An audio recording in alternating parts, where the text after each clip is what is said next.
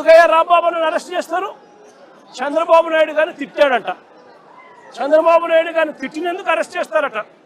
మరి చంద్రబాబు నాయుడు గారు తిట్టినందుకు రాంబాబుని అరెస్ట్ చేసినప్పుడు మరి రాంబాబన్న ఇంటికి వచ్చి రాంబాబన్న కుటుంబ సభ్యులను హత్య చేయాలని ప్రయత్నం చేసి 5 కార్లు ధ్వంసం చేసి అద్దాలన్నీ పగలగొట్టి ఆఫీసుకు నిప్పంటించి చేసిన ఈ ఎమ్మెల్యే గారి భర్త సమక్షంలో ఇక్కడే జరిగితే వాళ్ళ మీద ఏం యాక్షన్ తీసుకున్నారు?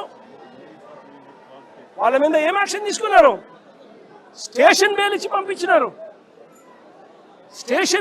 పంపించినారు.